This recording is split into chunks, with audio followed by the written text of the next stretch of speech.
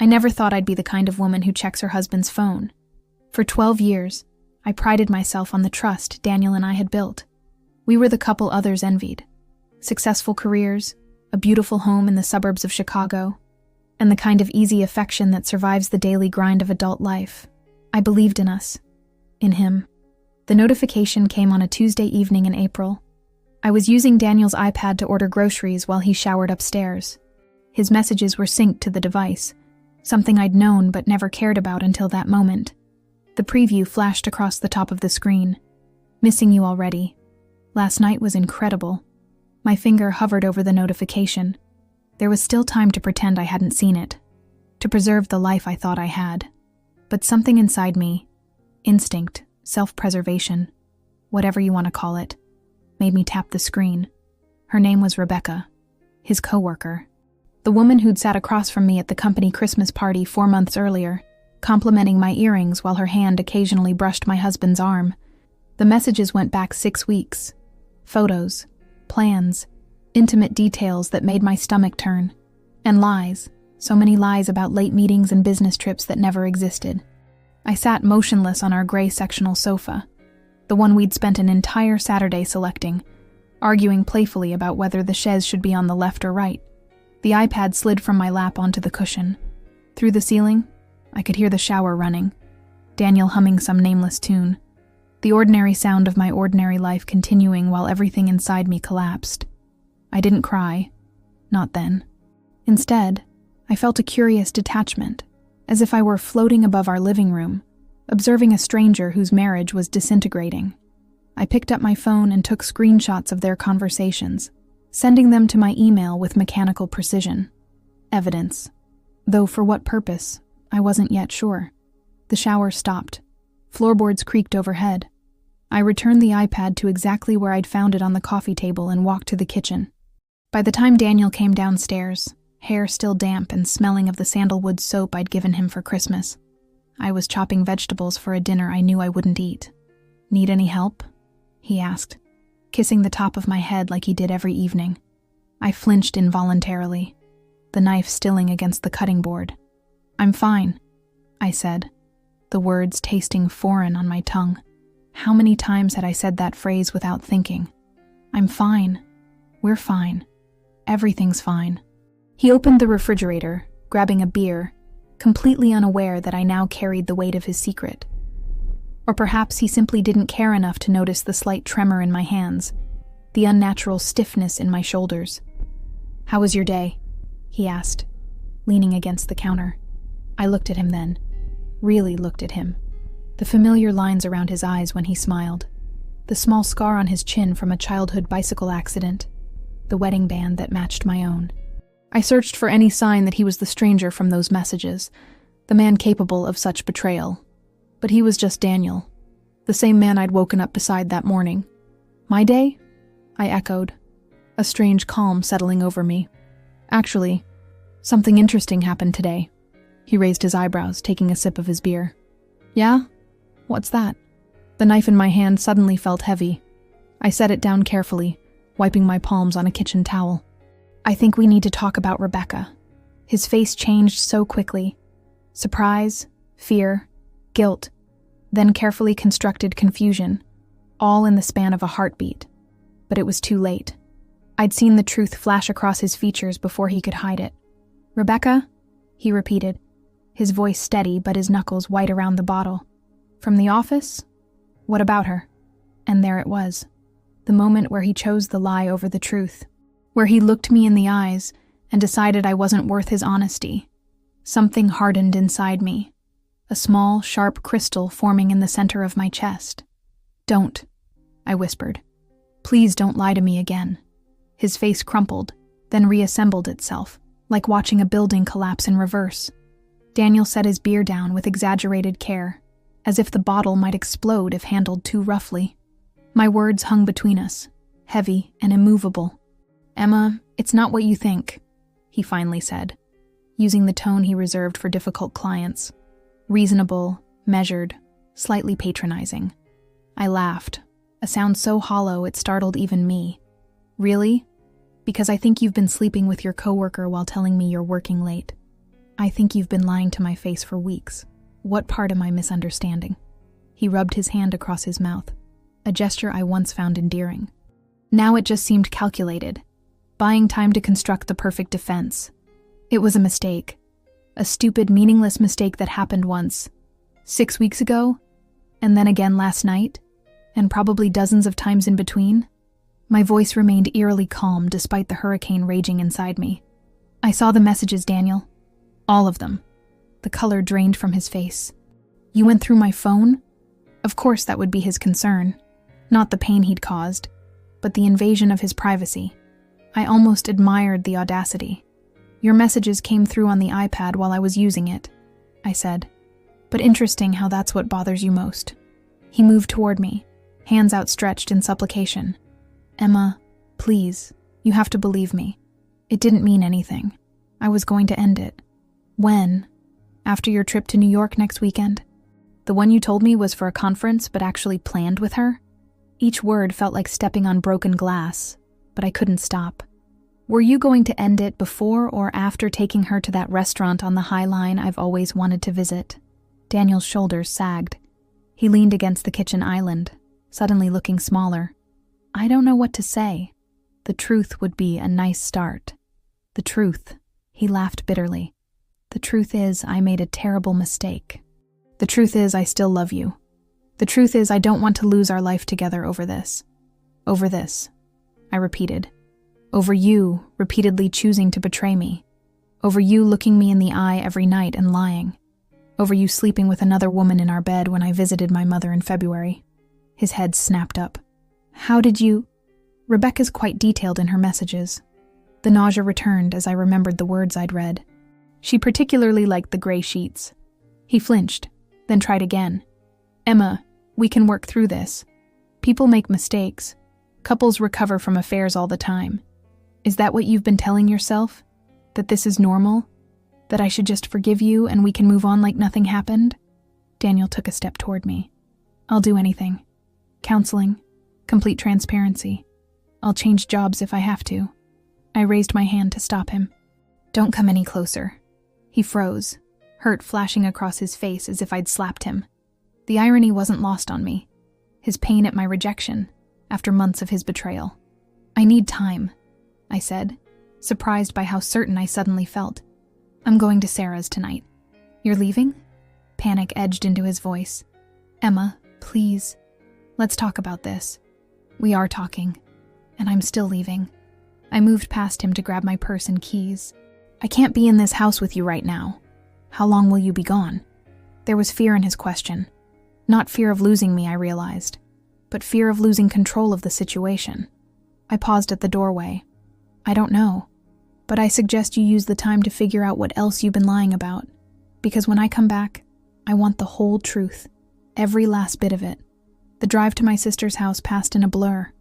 The radio played songs I couldn't hear. Traffic lights changed colors that barely registered. My mind kept replaying fragments of our conversation, searching for clues I might have missed, signs that could have warned me. Sarah opened her door before I could knock. One look at my face telling her everything she needed to know. She'd been warning me for months that something was off with Daniel. The canceled plans, the distracted conversations, the way his eyes slid away from mine when discussing certain topics. I'd defended him every time. My loyal, hard-working husband was just stressed, busy, tired. What a fool I'd been. He's having an affair, I said simply, as she pulled me into her apartment. Her arms wrapped around me, solid and sure. I know, honey, I know. And that's when the tears finally came. Not delicate, dignified drops, but ugly, violent sobs that seemed to tear from somewhere deep beneath my ribs. I cried for the woman I'd been that morning, blissfully unaware. I cried for the future I thought was certain. Mostly I cried because some part of me had known all along, and I'd chosen not to see it. 3 days at Sarah's apartment stretched into a week. Daniel called constantly at first, leaving voicemails that cycled through apologies, explanations, and eventually irritation at my silence. I listened to each one, searching for something authentic, some glimpse of the man I thought I'd married. Instead, I heard only carefully curated remorse, as if he were reading from a script titled, How to Win Back Your Wife After Cheating. Sarah didn't push me to decide anything. She simply made space for me in her life, clearing a drawer from my clothes, buying my favorite cereal, letting me retreat to the guest room when the weight of everything became too much. During the day, I functioned almost normally, calling in to work, citing a family emergency that wasn't entirely untrue. At night, I lay awake reconstructing our marriage, searching for the exact moment it had all gone wrong. On the 8th day, I returned to our house while I knew Daniel would be at work. I needed clothes, toiletries, and space to think without my sister's concerned glances. The house felt unnaturally quiet as I moved through the rooms. In the bedroom, Daniel's attempts to win me back were evident. The bed made with fresh sheets, my favorite flowers on the nightstand, a handwritten letter propped against my pillow that I couldn't bring myself to read. I went to the closet to pack more clothes and noticed the shoebox on his shelf had been moved. It was nothing special, just an old Nike box where he kept receipts for tax purposes. Something made me reach for it anyway. Inside, beneath a layer of crumpled store receipts, lay a second phone. Simple, black, no password protection. My hands trembled as I turned it on, already knowing what I would find. Rebecca wasn't the first, not even close. Messages, dating apps, photos of women I'd never seen and some I had, including my friend Melissa from book club and our neighbor Jen. The affairs spanned years, not months. Some brief, others sustained. Hotel receipts, gift purchases, secret email accounts.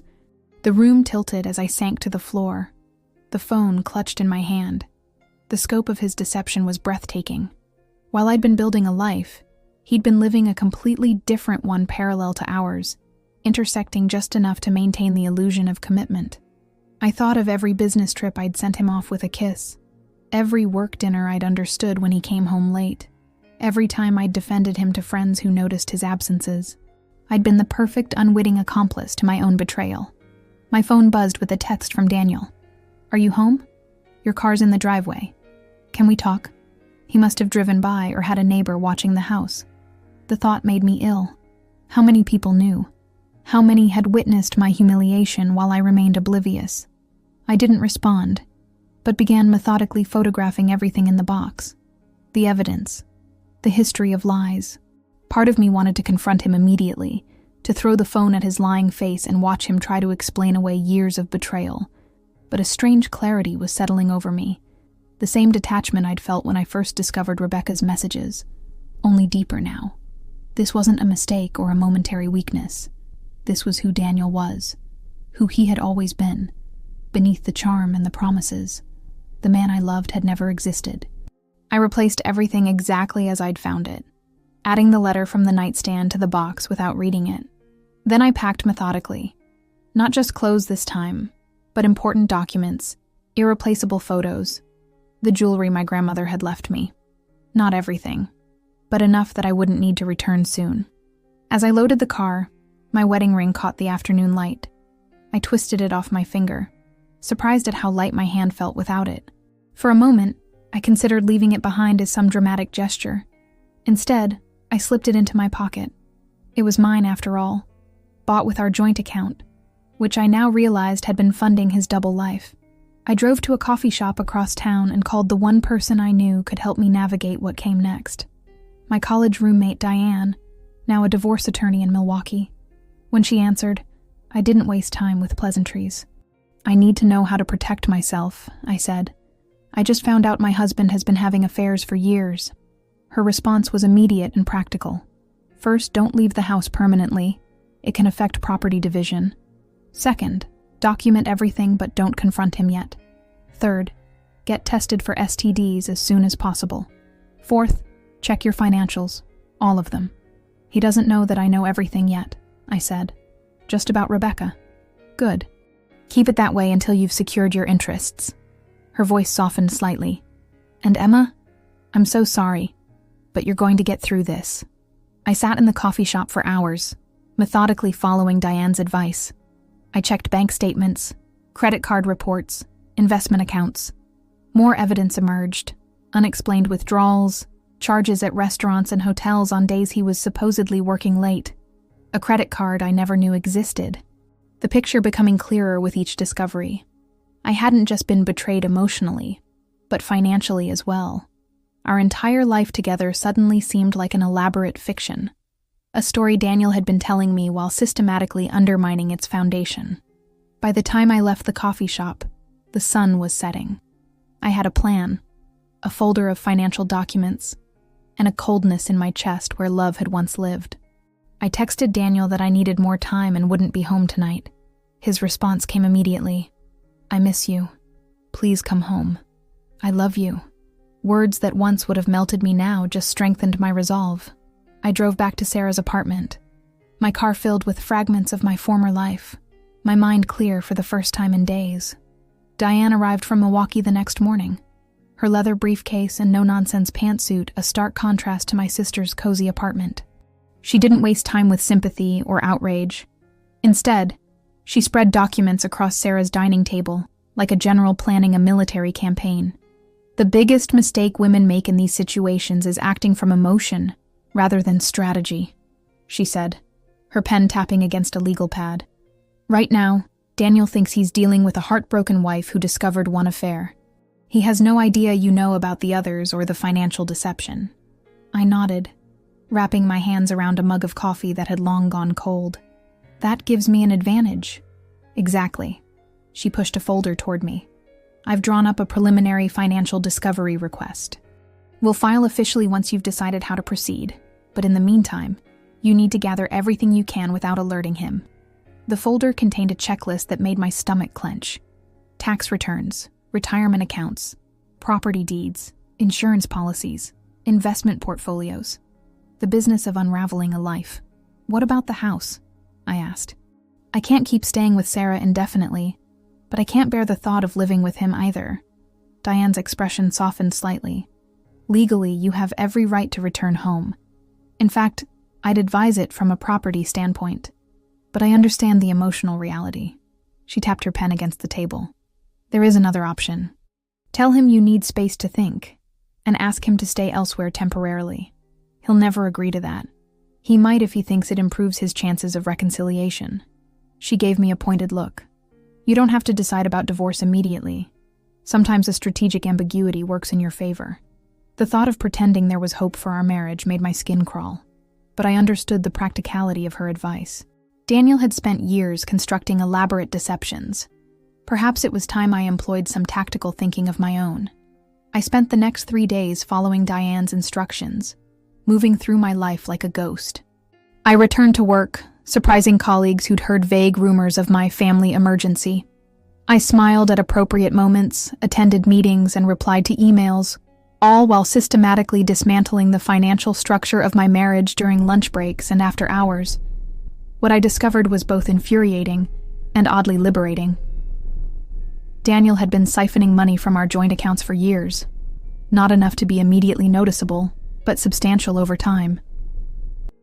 I found a separate checking account with over $30,000, a safe deposit box I never knew existed, investment accounts opened solely in his name, funded by bonuses he'd never mentioned.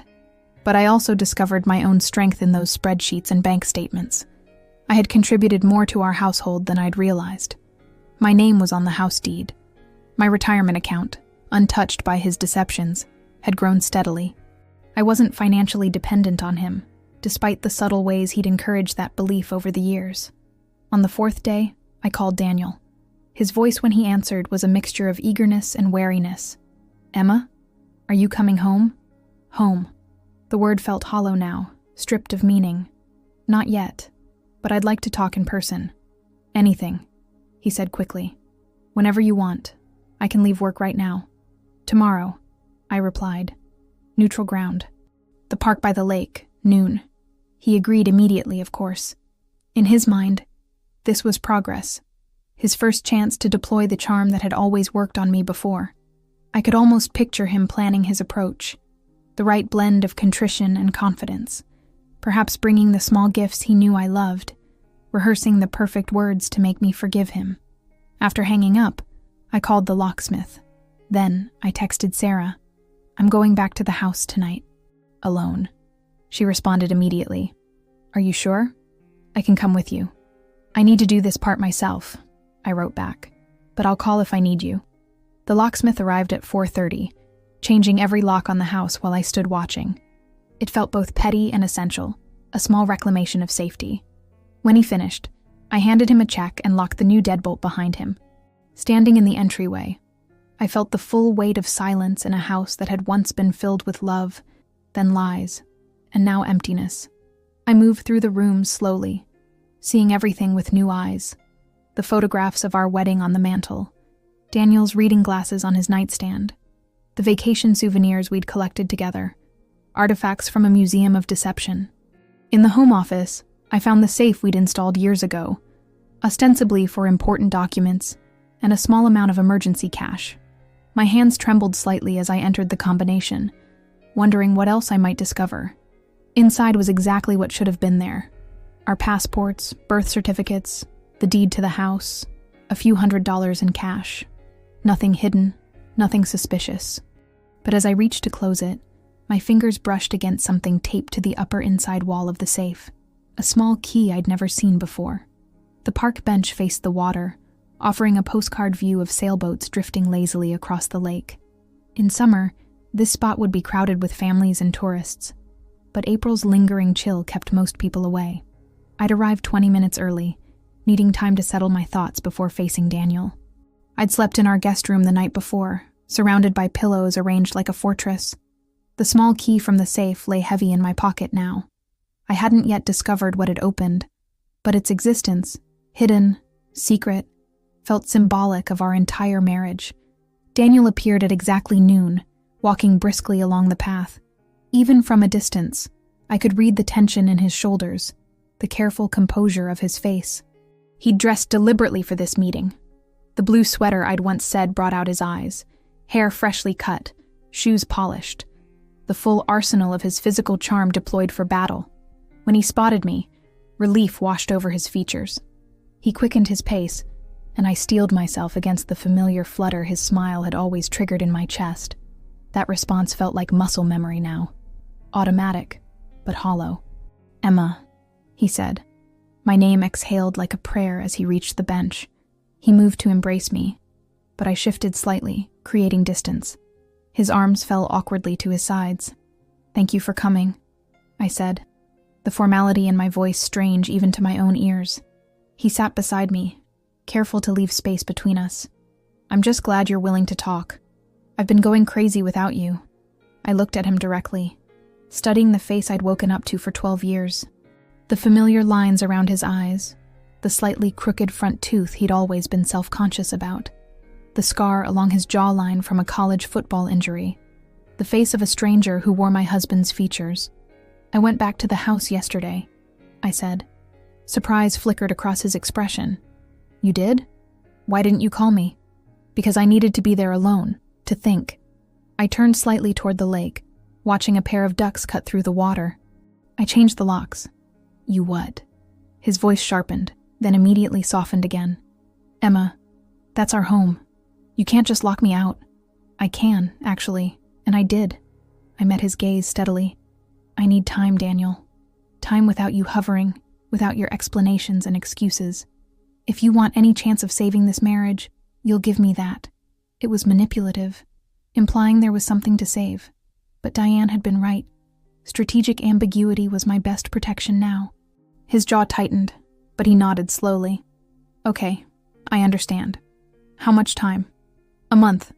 You can stay with Mark, or get a short-term rental." I knew his friend would take him in without question. "I'll have Sarah drop some of your clothes and toiletries at his place." "A month," he repeated, as if testing the weight of it. "And then we'll try counseling?" I didn't answer directly. "I have conditions." "Anything," he said quickly. Too quickly. Complete transparency. "All your passwords, account information, phone records.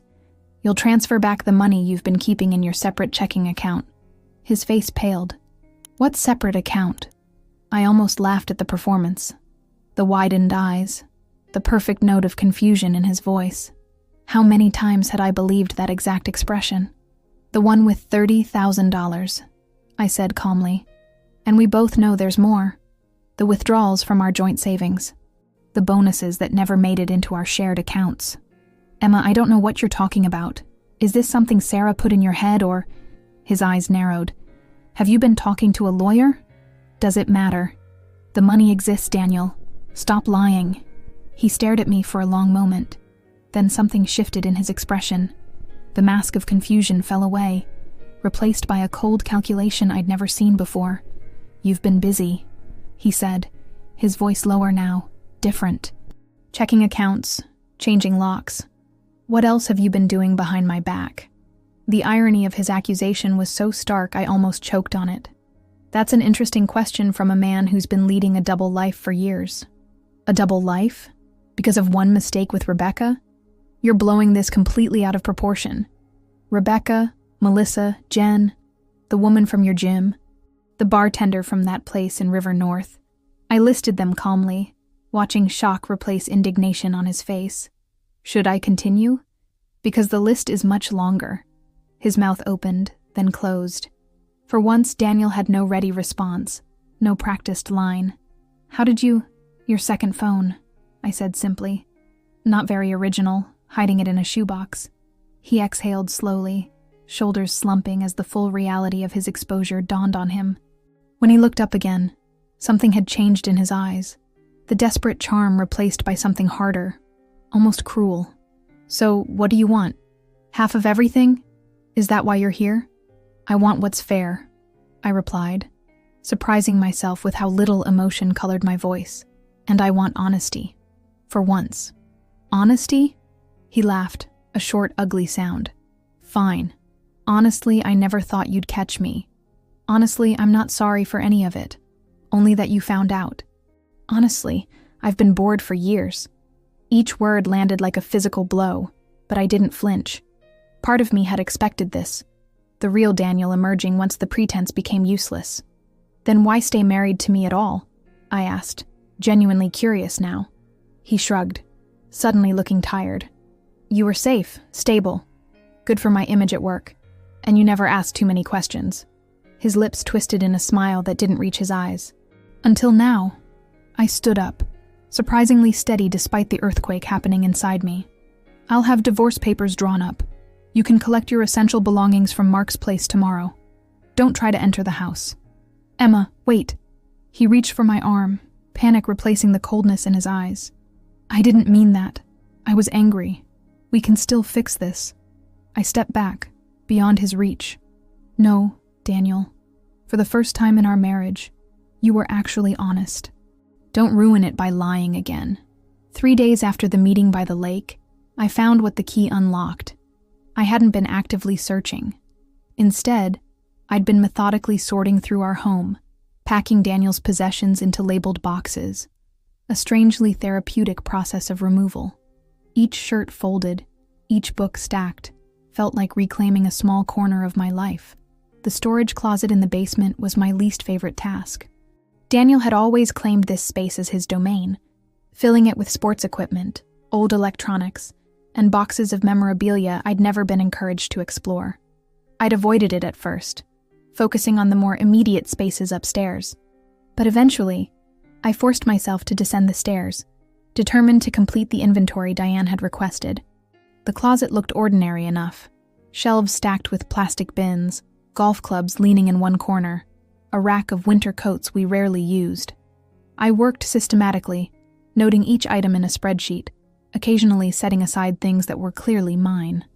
At the back wall, behind a stack of Christmas decorations, I noticed a slight discoloration in the paneling, a rectangular outline barely visible in the dim basement light. I moved closer, running my fingers along the edge. It felt different from the surrounding wall. Not drywall, but wood painted to match. A gentle push revealed it was a door, flush with the wall but definitely separate. There was no handle, only a small, discreet keyhole.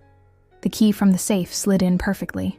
The space behind the door was small, perhaps 5 feet square, more of a large closet than a room. But it was what it contained that made my knees buckle.